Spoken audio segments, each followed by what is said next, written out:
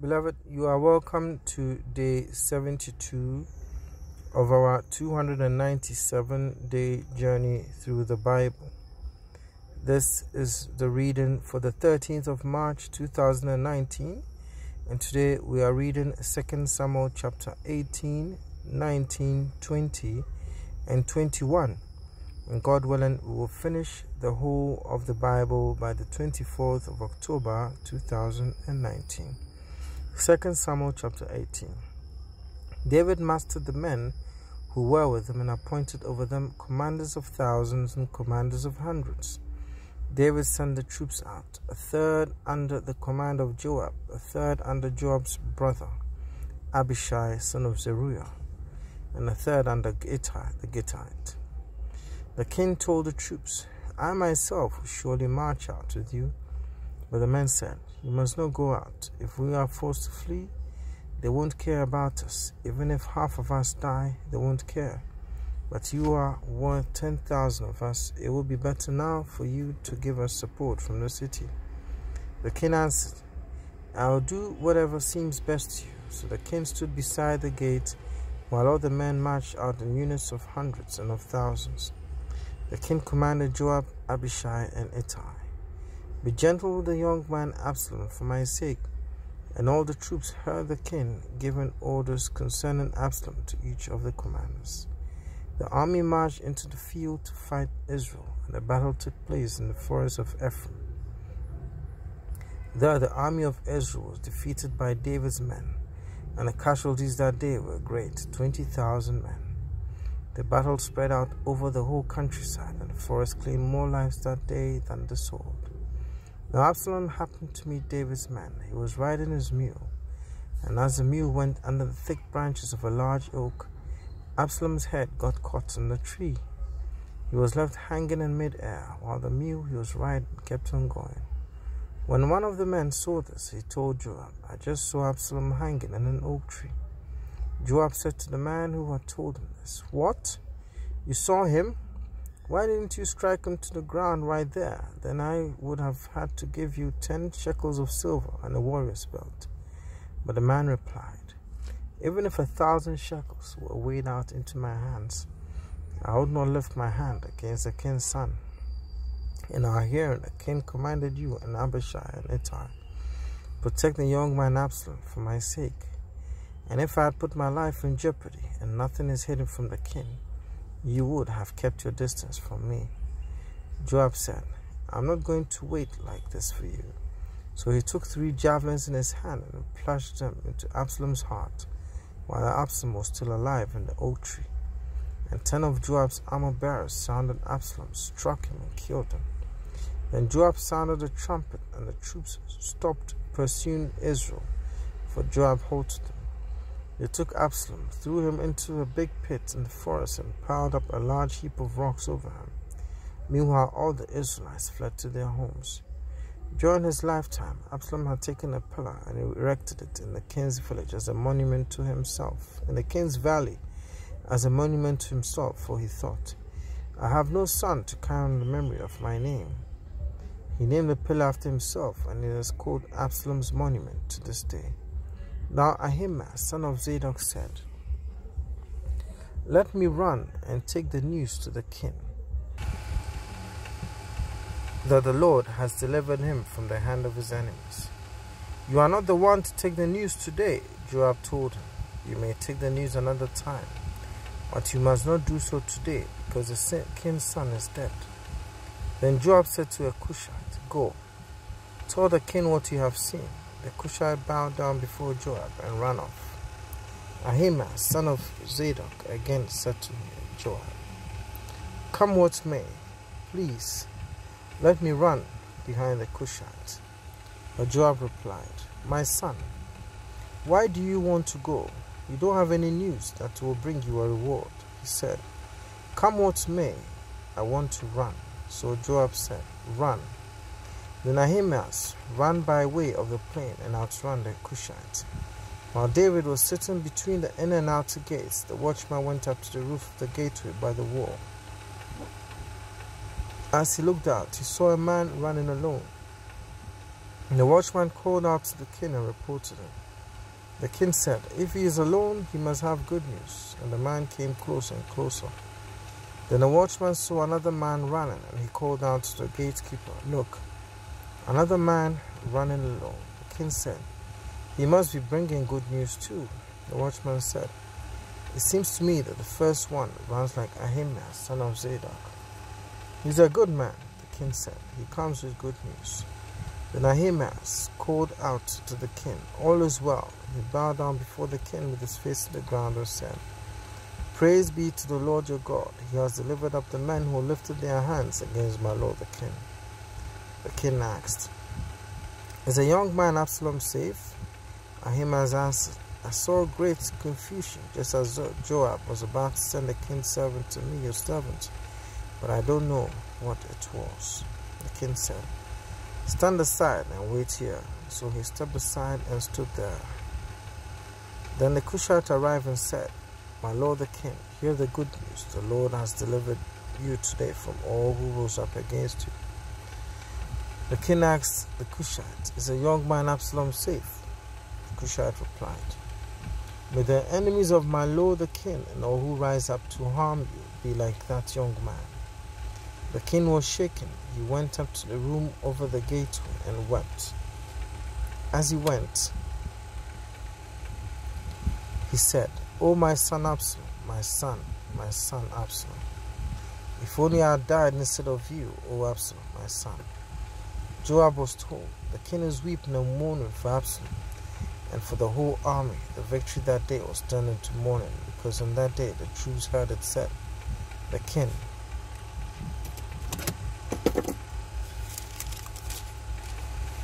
is grieving for his son." The men stole into the city that day as men stealing who are ashamed when they flee from battle. The king covered his face and cried aloud, "O my son Absalom, O Absalom, my son, my son." Then Joab went into the house to the king and said, "Today you have humiliated all your men, who have just saved your life and the lives of your sons and daughters, and the lives of your wives and concubines. You love those who hate you and hate those who love you. You have made it clear today that the commanders and their men mean nothing to you. I see that you will be pleased if Absalom were alive today and all of us were dead. Now go out and encourage your men. I swear by the Lord that if you don't go out, not a man will be left with you by nightfall. This will be worse for you than all the calamities that have come upon you from your youth till now." So the king got up and took a seat in the gateway. When the men were told the king is sitting in the gateway, they all came before him. Meanwhile, the Israelites had fled to their homes throughout the tribes of Israel. The people were all arguing with each other, saying, "The king delivered us from the hand of our enemies. He is the one who rescued us from the hand of the Philistines. But now he has fled the country because of Absalom. And Absalom, whom he anointed to rule over us, has died in battle. So why do you say nothing about bringing the king back?" King David sent this message to Zadok and Abiathar the priests. "Ask the elders of Judah, why should you be the last to bring the king back to his palace? Since what is being said throughout Israel has reached the king at his quarters. You are my brothers, my own flesh and blood. So why should you be the last to bring back the king and say to Amasa, 'Are you not my own flesh and blood? May God deal with me, be it ever so severely, if from now on you are not the commander of my army in place of Joab.' He won over the hearts of all the men of Judah as though they were one man. They sent word to the king, 'Return, you and all your men.' Then the king returned and went as far as the Jordan. Now the men of Judah had come to Gilgal to go out and meet the king and bring him across the Jordan. Shimei, son of Gera, the Benjamite from Bahurim, hurried down with the men of Judah to meet King David. With him were 1,000 Benjamites, along with Ziba, the steward of Saul's household, and his 15 sons and 20 servants. They rushed through Jordan where the king was. They crossed at the ford to take the king's household over and to do whatever he wished. When Shimei, son of Gera, crossed the Jordan, he fell prostrate prostrate before the king and said to him, May my lord not hold me guilty. Do not remember how your servant did wrong on the day my lord the king left Jerusalem. May the king put it out of his mind, for I your servant know that I have sinned. But today I have come here as the first of the whole household of Joseph to come down and meet my lord the king. Then Abishai, son of Zeruiah, said, Shouldn't Shimei be put to death for this? He cursed the Lord's anointed. David replied, What do you and I have in common, you sons of Zeruiah? This day you have become my adversaries. Should anyone be put to death in Israel today? Do I not know that today I am king over Israel? So the king said to Shimei, You shall not die. And the king promised him an oath. Mephibosheth, Saul's grandson, also went down to meet the king. He had not taken care of his feet or trimmed his mustache or washed his clothes from the day the king left until the day he returned safely. When he came from Jerusalem to meet the king asked him, Why didn't you go with me, Mephibosheth? He said, My lord the king, since I your servant am lame, I said, I will have my donkey saddled and will ride on it so I can go with the king.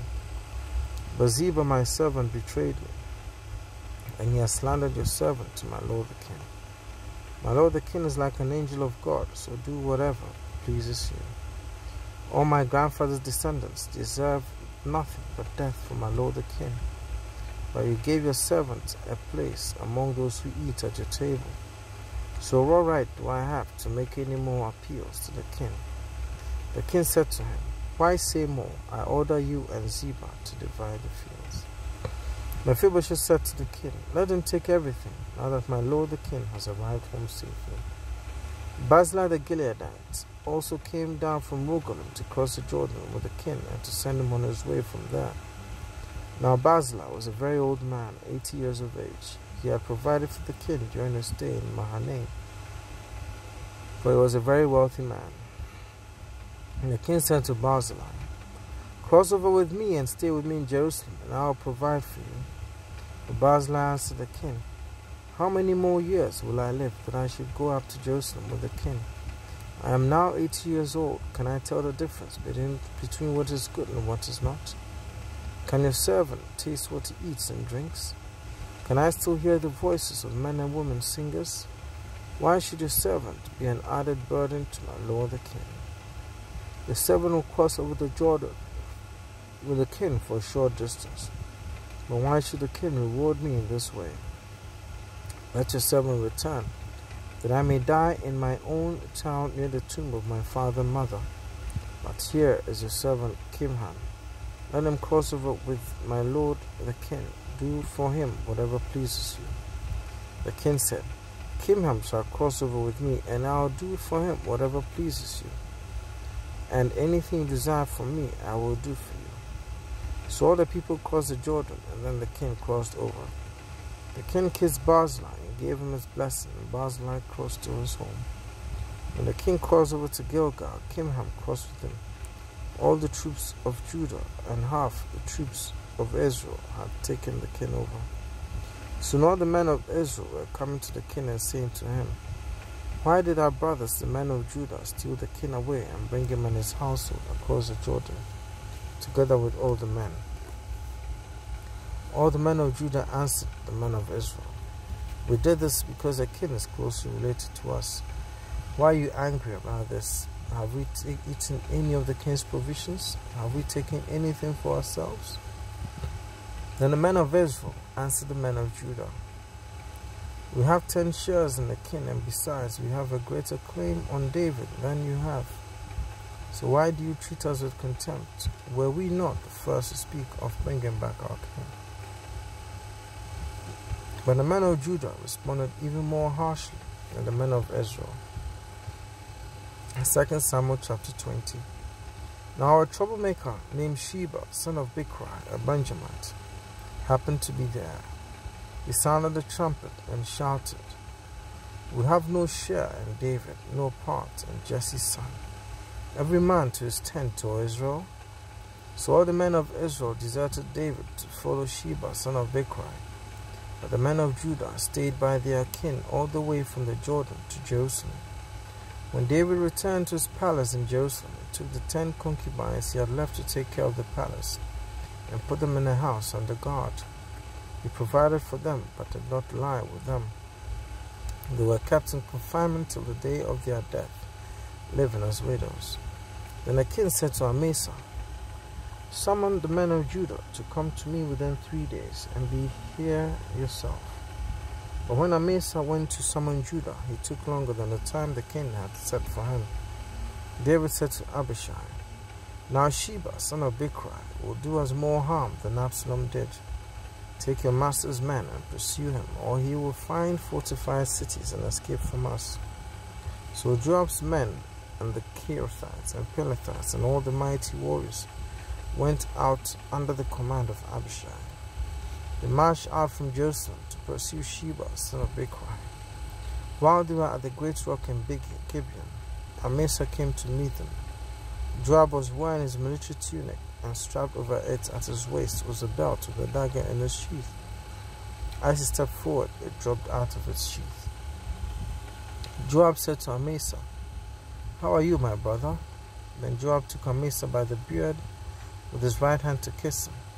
Amasa was not on his guard against the dagger in Joab's hand, and Joab plunged it into his belly, and his intestines spilled out on the ground. Without being stabbed again, Amasa died. Then Joab and his brother Abishai pursued Sheba, son of Bichri. One of Joab's men stood beside Amasa and said, "Whoever favors Joab and whoever is for David, let him follow Joab." Amasa lay wallowing in his blood in the middle of the road, and the man saw that all the troops came to a halt there. When he realized that everyone who came up to Amasa stopped, he dragged him from the road into a field and threw a garment over him. After Amasa had been removed from the road, all the men went on with Joab to pursue Sheba, son of Bichri. Sheba passed through all the tribes of Israel to Abel Beth-maachah, and through the entire region of the Berites, who gathered together and followed him. All the troops with Joab came and besieged Sheba in Abel Beth-maachah. They built a siege ramp up to the city, and it stood against the outer fortifications. While they were battering the walls to bring it down, a wise woman called from the city, "Listen, listen, tell Joab to come here so I can speak to him." So he went toward her, and she asked, "Are you Joab?" "I am," he answered. She said, "Listen to what your servant has to say." "I'm listening," he said. She continued, "Long ago they used to say, 'Get your answer at Abel,' and that settled it. You are trying to destroy a city that is a mother in Israel. Why do you want to swallow up the Lord's inheritance?" "Far be it from me," Joab replied. "Far be it from me to swallow up or destroy. That is not the case. A man named Sheba, son of Bichri, from the whole country of Ephraim, has lifted up his hand against the king, against David. Hand over this one man, and I'll withdraw from the city." The woman said to Joab, "His head will be thrown to you from the wall." Then the woman went to the people with her wise advice, and they cut off the head of Sheba, son of Bichri, and threw it to Joab. So he sounded the trumpet, and his men dispersed from the city, each returning to his home. And Joab went back to the king in Israel. Joab was over Israel's entire army. Benaiah, son of Jehoiada, was over the Kerethites and Pelethites. Adoniram was in charge of forced labor. Jehoshaphat, son of Ahilud, was recorder. Shiva was secretary. Zadok and Abiathar were priests, and Ira, the Jairite, was David's priest. 2 Samuel chapter 21. During the reign of David, there was a famine for 3 successive years. So David sought the face of the Lord. The Lord said, "It is on account of Saul and his blood-stained house. It is because he put the Gibeonites to death." The king summoned the Gibeonites and spoke to them. Now the Gibeonites were not a part of Israel, but were survivors of the Amorites. The Israelites had sworn to spare them, but Saul in his zeal for Israel and Judah had tried to annihilate them. David asked the Gibeonites, "What shall I do for you? how shall I make amends so that you will bless the Lord's inheritance?